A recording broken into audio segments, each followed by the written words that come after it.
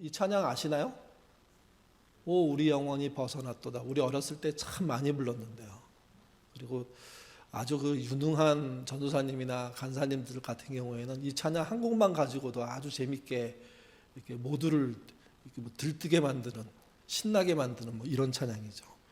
올무에서 벗었다는 났다는 이제 이야기 자체가 아주 재미있는 그런 찬양입니다. 그렇게 불렀던 찬양의 본문이 시편 124편에 있는 거죠. 하늘은 스스로 돕는 자를 돕는다는 말이 있습니다. 이때 하늘은 하나님은 아닙니다. 그러니까 하나님이 아닌 하늘, 그 하늘은 노력하는 사람에게 의미 있는 기회를 준다는 거죠. 이 말은 정말 아무것도 없는 사람들에게 이렇게 희망이 되는 말입니다. 또 이 말은 성경에 있을 것 같은 말이에요. 하나님이 그러시지 않을까요? 정말 노력하는 사람에게 도움을 주시지 않을까요? 저는 하나님은 그런 분이라고 생각합니다. 또 그런 일 때문에 정말 아무것도 믿을 게 없는 사람들이 맨 땅에 헤딩할 때 하나님이 그 헤딩하는 행동들과 삶을 통해서 새로운 터전들을 만들기도 하신다고 믿습니다. 근데 성경은 조금 다르게 얘기합니다. 하나님은 스스로 돕는 자를 돕는 게 아니라 구하는 자를 돕는다고 말합니다. 이게 이제 오늘 본문이 하고 싶은 이야기입니다. 물론 하나님은 노력하는 자를 돕고 애쓰는 자를 돕고 정직하게 수고하는 자를 돕고 심는 자를 돕습니다. 근데 그보다 더 근본적인 도움, 더 구체적인 도움은 구하는 자에게 도움을 주신다는 겁니다. 신자란 이 약속을 믿어야 됩니다. 노력하는 자를 돕는 하나님이라면 구하는 자를 돕는 하나님은 더 가깝다는 거죠. 이게. 구함이 없는 게 그래서 문제인 겁니다. 아주 그 사업이나 인생이 아주 미미할 때, 어려울 때, 정말 맨 땅에 헤딩할 때 많은 교우들이 정말 열심히 기도하거든요. 살려달라고, 도와달라고, 이번 어려움만 넘어가게 해달라고. 그렇게 해서 정말 기도의 응답으로 어려움들을 넘겨서 어느 정도 자리를 잡아요. 그때 그분들이 고백해요. 하나님의 은혜로 여기까지 왔다고. 근데 여유가 생기고 자리를 잡고 난 다음에 이 시간이 오래 지속되잖아요. 그러면 뭘 잊어버리냐면 기도로 거기까지 왔다는 사실을 잊어버려요. 그리고 어떻게 생각하냐면 내 능력으로, 내가 갖고 있는 자산으로, 자본으로 이길 수 있다, 해낼 수 있다, 그렇게 생각해요. 그러면서 기도의 열기가 식어버리는 거예요. 물론 사업은요, 돈으로 하는 것이기 때문에 돈이 많으면 사업적으로 크게 유리합니다. 그 유리함을 갖고 있는데 그 사람이 믿는 자라면, 본인이 거기까지 온 것도 하나님의 은혜라면 거기서 유지하고 거기서 또 앞으로 가는 것도 하나님의 은혜라는 것을 알고 기도해야 되는데 그걸 놓쳐버린다는 겁니다. 그래서 아쉬운 분들이 참 많습니다. 어떤 목사님이 그러더라고요. 차라리 그 어려웠을 때를 계속되는 게 나을 뻔했다고. 저렇게 막 살 줄은 몰랐다고. 그러지 않아야 됩니다. 하나님의 도움으로 어디까지 갔다면 그 도움을 또 받으면서 계속 갈 수 있다는 게 오늘 본문이 하는 약속의 내용이고 우리가 기억해야 될 내용이라는 거죠. 하나님은 도움을 구하는 자에게 도움을 주십니다. 방금 읽은 시편 124편은 공동 감사의 시 또는 성전으로 올라가면서 암송하는 시, 이렇게 쓰이는 시입니다. 지난번에도 말씀드렸지만 성전으로 올라간다는 이야기는 예루살렘 성전이 이스라엘 백성들이 사는 주변 마을 또는 그 멀리 떨어져 있는 지역으로부터 가장 높은 곳에 해당하기 때문에 그렇습니다. 그래서 해변 어느 가에 또는 뭐 호수 어느 가에서 출발을 해가지고 예루살렘으로 가려고 하면 천천히 올라가는 겁니다. 계속 올라가는 겁니다. 그러니까 그 올라가는 여정 속에 이스라엘 사람들이 했던 게 있습니다. 시편을 암송하는 거였습니다. 어떤 분들은 1편부터 150편까지 다 암송하는, 그래서 그 암송해 가면서 그곳으로 올라갔다고 얘기하기도 하고요. 또 어떤 분들은 부분적인 암송이 있었다고. 그러면서 대표적인 게 뭐냐면 성전으로 올라가면서 외우는 시, 암송한 시, 노래한 시, 그 부분들이 있다고 강조하죠. 이게. 그 성전은 그냥 걸어서 올라가는 게 아니라 그분의 말씀을 내 마음속에 다시 들여놓으면서 올라가는 겁니다. 그리고 정말 만나고 싶은 성전을, 보고 싶은 성전을 드디어 보게 되는 거죠. 이게. 여러분, 준비를 차곡차곡 하면서 어떤 것을 맞이하는 것과 아무 준비 없이 맞이하는 건 다릅니다. 이스라엘의 전통은 그거였습니다. 마음으로 그분의 말씀을 계속 외우고 쌓으면서 그분의 자리까지 나아가는 것, 그게 성전을 올라가는 길이라는 겁니다. 그때 이 말씀이 암송되었습니다. 이 말씀이 이스라엘 대부분의 사람들이 외우고 있는 말씀입니다. 왜 그러냐면 당시는요, 책이 없었습니다. 어디다 메모할 데도 없었습니다. 또 글을 아는 사람도 많지도 않았습니다. 근데 외웠다고요, 못다. 이 암기의 힘이 대단했던 겁니다. 1절 말씀, 2절 말씀, 어떤 말씀이 있는지 같이 한번 읽어보죠. 이스라엘은 이제 말하기를 여호와께서 우리 편에 계시지 아니하셨더라면 우리가 어떻게 하였으랴. 사람이 우리를 치려 일할 때 여호와께서 우리 편에 계시지 아니하셨더라면. 아니하셨더라면 이 말은 그 말 자체가 경험에서 나오는 이야기란 겁니다. 하나님이 지켜주시지 않았던 게 아니라는 거죠. 지켜주셨기 때문에, 그 경험을 했기 때문에 이 결론, 이 시, 이 노래를 할 수 있게 됐다는 겁니다. 경험은 그래서 중요합니다. 그냥 글을 써놓고 믿는 것과 그 글의 경험을 믿는 것은 차이가 엄청납니다. 그러니까 이스라엘은 경험했던 겁니다. 하나님이 우리 편에 계셨던 것을. 2번 1, 2절에 강조한 건 반복인데 이 반복은 계속 지속되어 왔음을 얘기하는 겁니다. 하나님이 계속 우리의 편이 되어서 우리를 지켜주셨던 경험을 했기 때문에 하는 고백이라는 거죠. 시편 121편 5절도 한번 같이 읽어보겠습니다. 읽겠습니다. 여호와는 너를 지키시는 이시라. 여호와께서 내 오른편에서 내 그늘이 되시나니. 이 표현 자체는 지키시는 분인데 어떻게 지키느냐? 오른편에서. 오른편이란 힘을 상징하고 권력을 상징하는 의미거든요. 그분의 힘과 권력으로 우리를 지켜주십니다. 또 그분의 지켜주시면 그늘이 된답니다. 태양빛이 장렬하는 세상에서 사는, 사막에서 사는, 정말 척박한 땅에서 사는 그런 사람들의 입장에서 그늘은 대단히 필요한 것인데 그걸 누가 제공해 주시냐? 하나님이 제공해 주신다는 거죠. 이 제공을 지금 시편을 암송하고 있는 사람들이 선배들의 경험에 의해서 다시 한번 경험하게 되는 겁니다. 이 경험 우리에게도 필요하다고 생각합니다.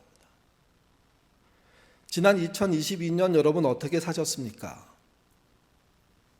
하나님이 여러분의 편이 되어 주셨습니까?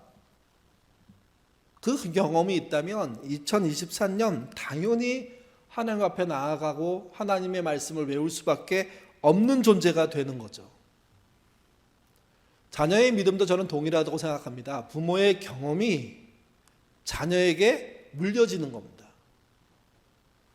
그 경험이 없다면, 경험하지 않고 경험하기 위해서 노력하지 않고 다짐하지 않는다면 자녀에게 물려지는 것도 없다는 거죠. 이게.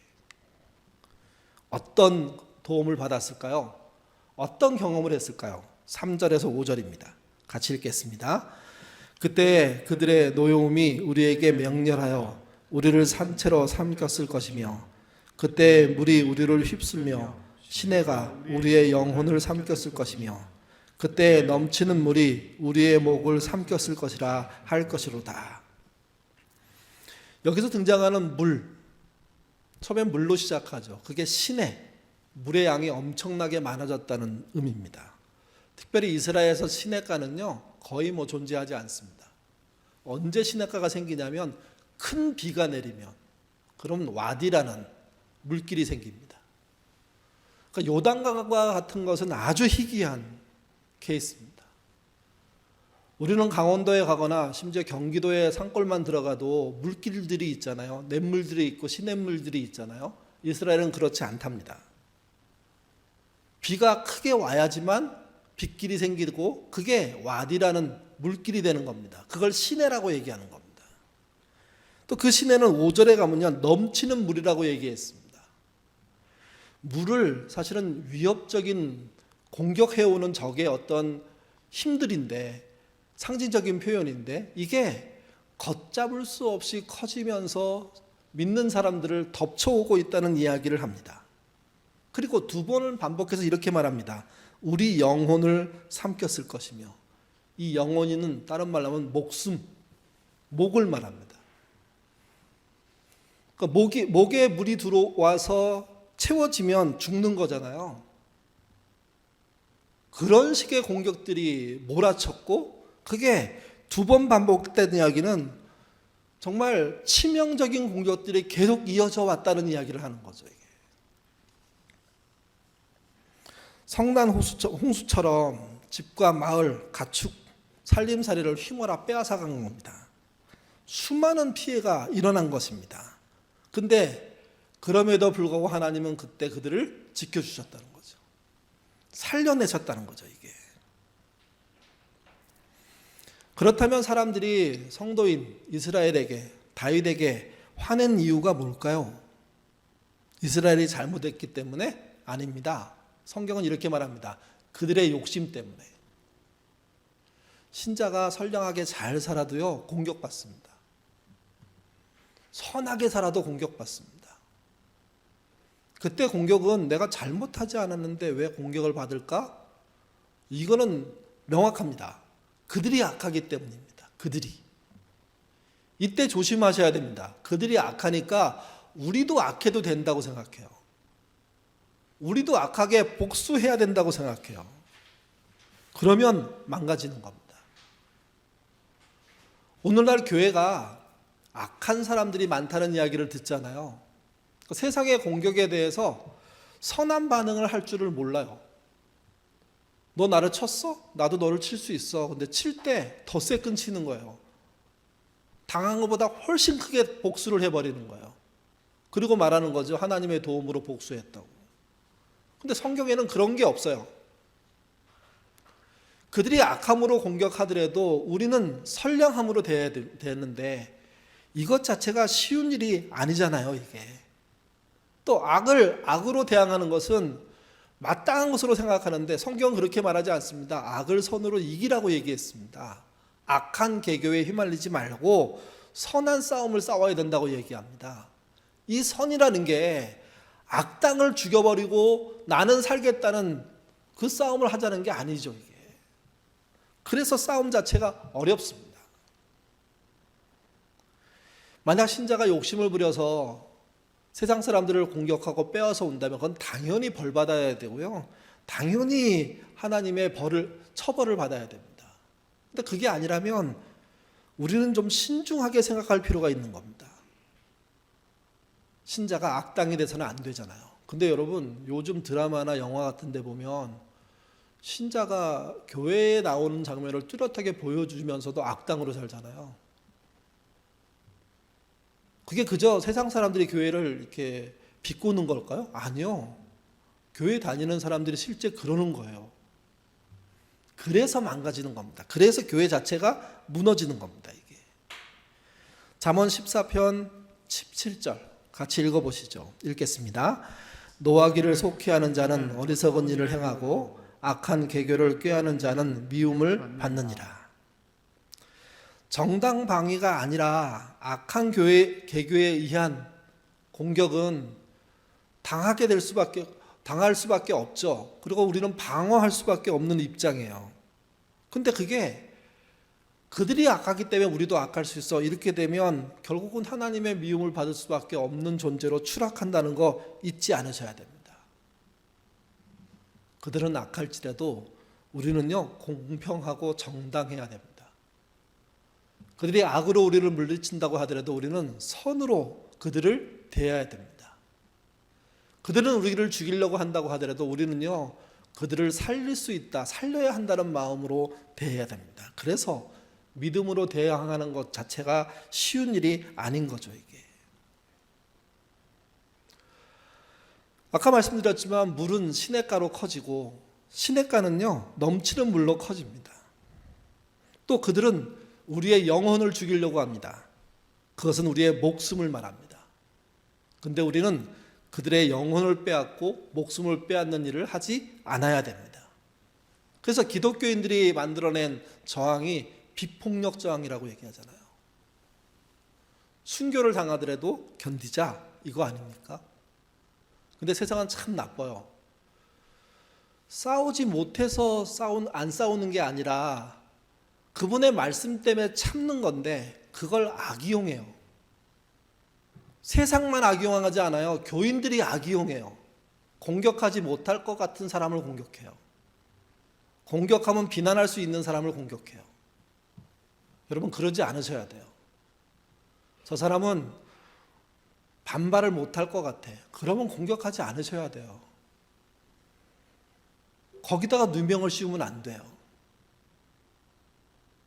저 사람이 반발하면 이상해진다는 그 사람 공격하면 안 돼요. 보호해야 돼요. 근데 교회가 타락해가지고 그런 사람들을 집중적으로 공격해서 곤란하게 만드는 거죠. 저는 그런 일에 대한 하나님의 반대편 보응이 있다고 생각합니다. 조심하셔야 됩니다. 이렇게 급작스럽게 어려워졌습니다. 하나님께 도움을 요청합니다. 하나님이 어떻게 하십니까? 결과인데요. 6절에서 8절입니다. 같이 읽겠습니다. 우리를 내어주어 그들의 이에 씹히지 아니하게 하신 여호와를 찬송할지로다. 우리의 영혼이 사냥꾼의 올무에서 벗어난 새같이 되었나니 올무가 끊어짐으로 우리가 벗어났도다. 우리의 도움은 천지를 지으신 여호와의 이름에 있도다. 6절에 보시면 우리를 내어주어 그들의 이에 씹히지 아니하게 하신 여호와를 찬송하라. 이 표현이 저는 어렸을 때 읽을 때도 그랬지만 너무 이렇게 꼭 우리 혀를 깨물거나 입술을 이빨로 깨물게 되는 경험 하지 않습니까? 그런 느낌과 겹쳐갖고 굉장히 아팠습니다. 이 표현이. 근데 하나님은 그 씹히는 과정 중에서 입을 벌리시고 꺼내신다는 거죠. 꺼내버리신다는 거죠, 이게. 또 사냥꾼의 올무에서 벗어난 새같이 만들어주신다는 거죠. 이 말을 하면 기적적인 구출 이렇게 말하겠지만 이 말은 이런 말이 됩니다. 기필코 구출해 내신다는 겁니다. 기필코 빠져나오게 하신다는 겁니다. 그러니 하나님이 하신 그 약속 앞에 포기하지 않아야 되는 겁니다. 하나님의 간섭은요, 우연이 아닙니다. 우연히 해결되는 것 같지만 그분의 간섭으로 해결되는 게 신자들에게 많이 벌어지는 일이라는 사실을 놓치지 않으셔야 됩니다. 그래서 새해 이 말씀을 붙잡으셨으면 좋겠습니다. 하나님은 누군가에게 씹히는 우리를 그 입을 벌려서 꺼내시는 분이시고 올무에 걸려서 이제 끝장날 것 같은 우리를 그 올무로부터 벗어나도록 올무를 끊어버리시는 역할을 하시는 분이 하나님이라는 겁니다. 그 하나님 앞에 그래서 도움을 요청해야 되고 그 요청에 따른 응답들이 우리에게 있을 거다 하는 이야기를 시편 124편이 해주고 있습니다. 그래서 실망하지 마십시오. 포기하지 마십시오. 스스로 돕는 자를 돕는다는 하늘을 기대하지 마시고 하나님께 도움 요청을 직접 하는 성도 되시기를 바랍니다. 힘들고 어려울 때 그렇게 위기를 넘겼다면 지금도 그렇게 하셔야 됩니다. 잘 나갈 때도 편안할 때도 경제적으로 여유가 있을 때도 여전히 하나님은 당신에게 피하는 자들에게 결코 외면하지 아니하시고 확실하게 응답하시는 방식으로 인도해 주신다는 겁니다. 더 중요한 건 이겁니다. 그렇게 부모가 하나님의 도움을 받는 것을 많이 경험할 때 자녀들도 그 도움받는 일들이 시작된다는 겁니다. 도움을 구하는 자에게 주시는 약속은 성경에 참 많이 있습니다. 두 개만 더 살펴보면요. 시편 28편 7절입니다. 같이 읽겠습니다. 여호와는 나의 힘과 나의 방패시니 내 마음이 그를 의지하여 도움을 얻었도다. 그러므로 내 마음이 크게 기뻐하며 내 노래로 그를 찬송하리로다. 그분이 힘과 방패시랍니다. 근데 여러분, 그분이 힘과 방패더라도 우리에게 도착하지 않으면 그 힘이, 그 방패가 우리를 보호해 주지 않으면 아무짝에도 쓸모가 없습니다. 어떻게 그 도움을 받았습니까? 내 마음이 그를 의지하여 도움을 얻었도다, 이렇게 말합니다. 도움 요청한 겁니다. 의지란 표현 안에 그게 들어있습니다. 그분에게 늘 구걸하듯이 기도하는 것, 그거 나쁜 거 아닙니다. 마치 믿음이 대단한 분들이 그런 것까지 기도하냐고. 아니요, 그런 것까지 기도해야 되는 거죠. 모든 것을 기도해야 되는 거죠.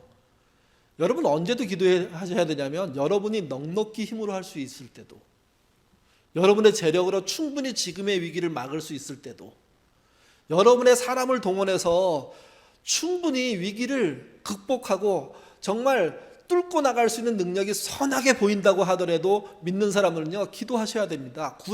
구하는 것은 그때도 열심히 하셔야 되는 겁니다. 그 결과가 뭐냐? 내 마음이 크게 기뻐하며 내 노래로 그를 찬송한다고 얘기하죠. 예레미야 33장 2, 3절도 같이 한번 읽어보겠습니다. 읽겠습니다. 이를 행하시는 여호와, 그것을 만들어 성취하시는 여호와, 그의 이름을 여호와로 하는 이가 이와 같이 이르지니라. 너는 내게 부르짖으라. 내가 내게 응답하겠고 내가 알지 못하는 크고 은밀한 일을 내게 보이리라. 어떤 일은 내가 예상한 대로 갈 수도 있습니다. 근데요, 어떤 일은요, 내가 예상치 못한 방향으로 갈 수도 있습니다. 예상치 못한 그 방향으로 가는 것이 기도하는 자에게 얻어지는 결과가 돼야지, 기도하지 않다가 갑자기 엉뚱하게 이루어지는 결론이 드러난다는 건 그건 문제 있는 겁니다. 기도는 그래서 필요합니다. 그래서 예레미야에게 얘기한 거죠. 너는 부르짖으라고. 내가 내게 응답하겠다고. 그 응답은 은밀한 일이며 너는 보지 못한 새로운 일이라고. 신앙은요, 그 일을 죽을 때까지 경험하는 겁니다. 죽을 때까지 경험하는 겁니다. 저는 그렇게 생각합니다.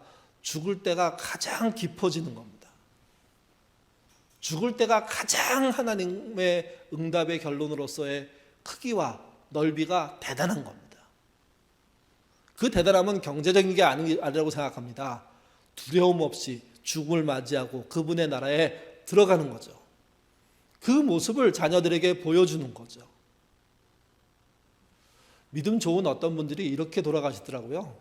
아침까지 잘 드시고 출근하는 아들한테 잘 갔다 오라고 기도도 해주시고, 그리고 난 다음에 오전잠을 주무시는 사이에 돌아가세요. 또 어떤 분들은 자식을 다 불러 모아요. 그리고 한마디 한마디 다 부탁해요.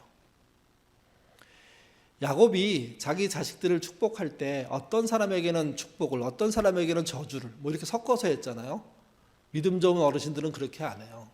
끝까지 사랑을 보여주고 끝까지 기도하고 있음을 알려주고 끝까지 격려함으로 자기를 마감해요. 전혀 두려움 없이.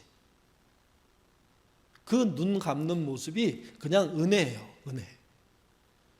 저는 우리가 간구하는 삶을 살아야 될 이유가 우리의 마지막이 정말 하나님 보시기에도, 자식 보기에도 좋은 죽음이 되려면 그 간구하는 삶이 쌓여서 가야 된다고 생각합니다.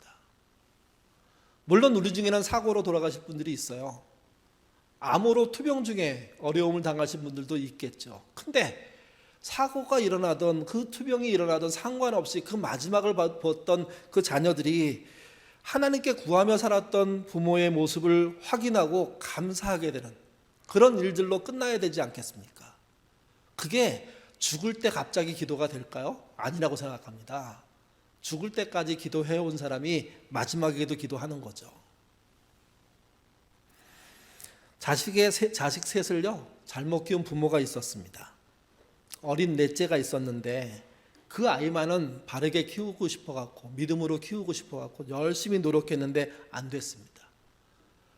앞에 키웠던 셋과 너무 닮은 모습으로 넷째가 살고 있는 겁니다. 근데 넷째는 더 나빠집니다. 가출도 하고 막 어려워지니까. 그래서 중고등부 목사님과 상담을 했습니다. 아이를 어떻게 하면 좋겠냐고. 때마침 중고등부 목사님이 자기 선배 중에 하나가 개신교 수도원을 하고 계신 분이 있었어요.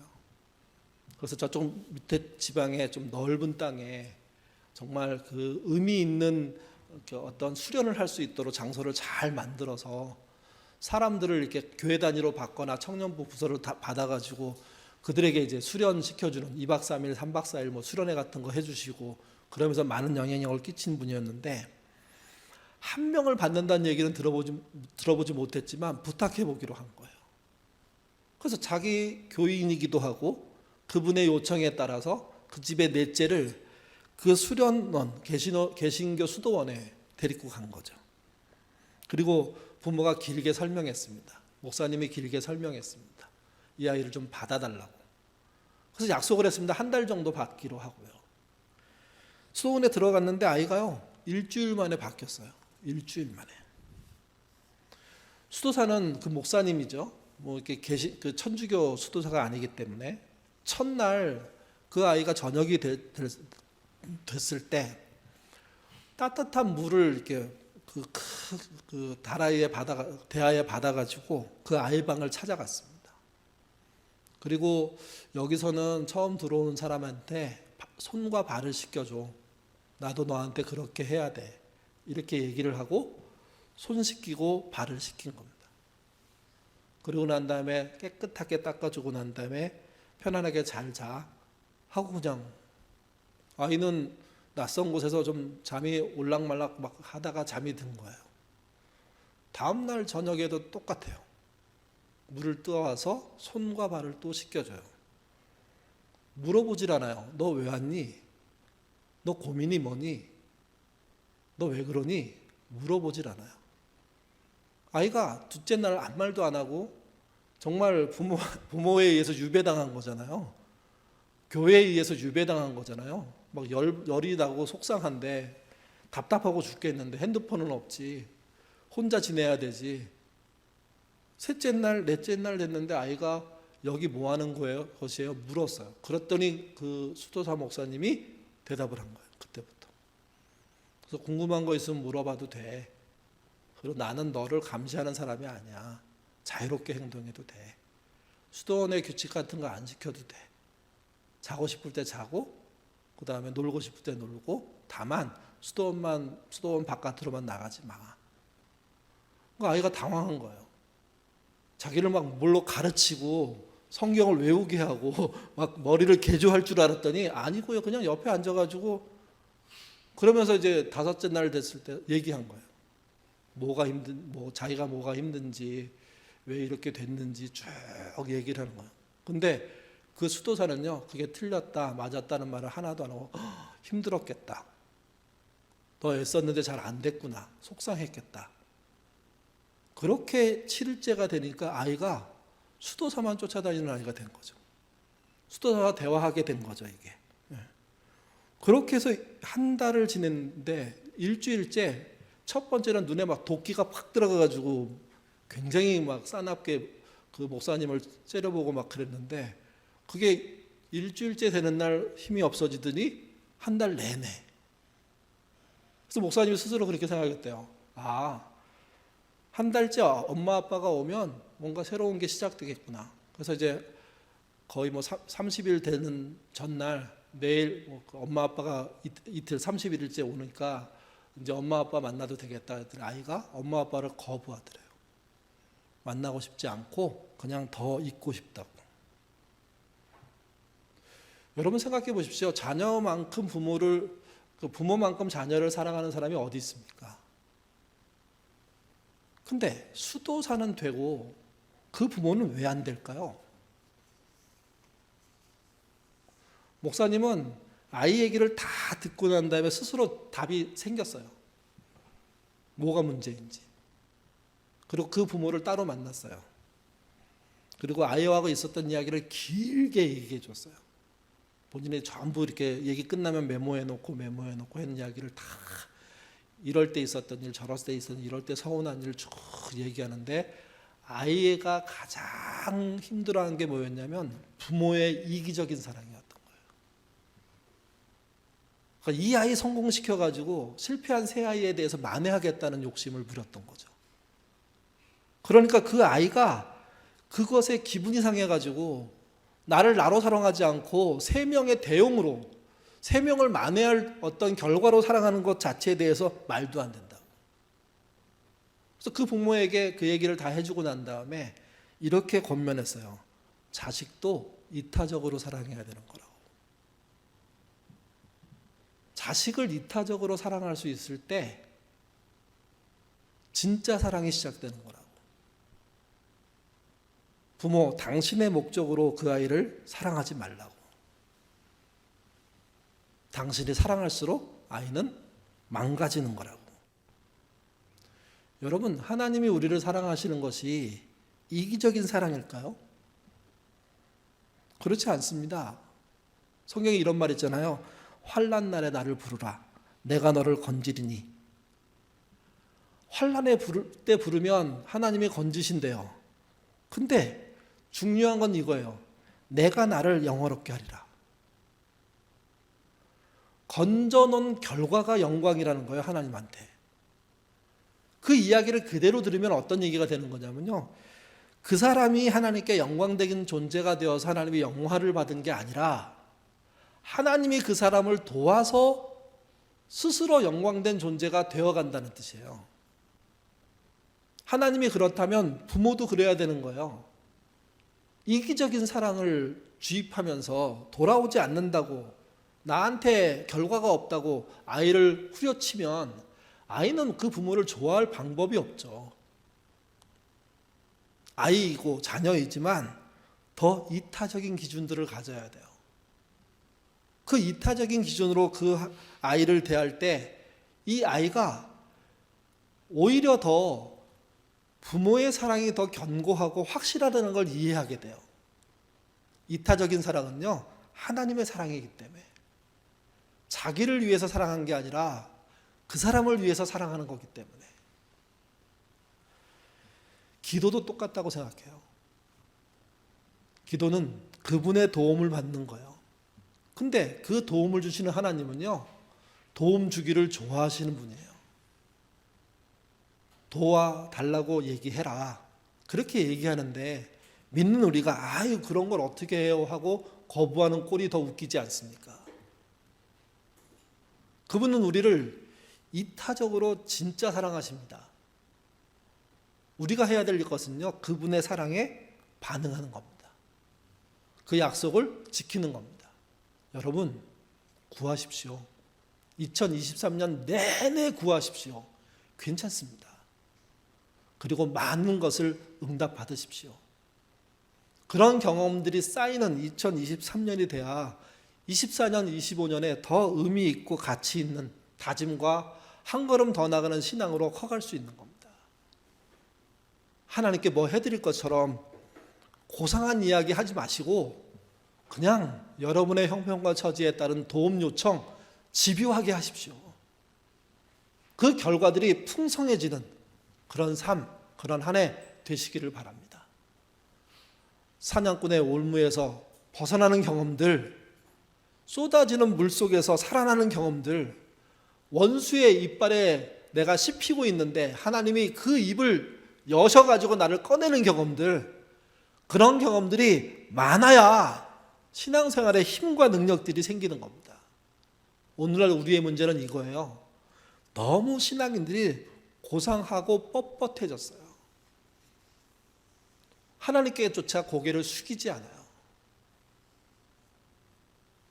크게 어렵지 않으면 하나님 앞에 고개 들고 만나고 싶어요. 아니에요. 잘 되고 못 되던 상관없이 그분 앞에 구하는 자로 사는 게 가장 행복한 겁니다. 그렇게 산을 오르는 자에게 그 예루살렘 성전은요, 진짜 위로와 희망이 되는 거죠. 구하심으로, 그 구함의 결과들이 풍성함으로, 그래서 하나님께 감사한 2023년 사시기를 주님의 이름으로 부탁드립니다. 기도하겠습니다. 우리는 너무 잘 살게 되고 나아지게 됨으로, 또 우리의 옷차림과 우리의 말들이 고상해짐으로 더 나빠졌습니다. 하나님 앞엔 여전히 별 볼 일 없는 인간인데, 하찮은 인간인데, 정말 의미 없을 수도 있는 인간인데 그런 인간들이 좀 잘 살게 됐다고 해서 뻣뻣하게 하나님을 쳐다보는 우리의 모양이 아닙니까? 하나님, 우리의 참모습으로 돌아갈 수 있도록 인도하여 주옵소서. 궁핍할 대로 돌아갈 수 있도록 하나님 도와주시옵소서.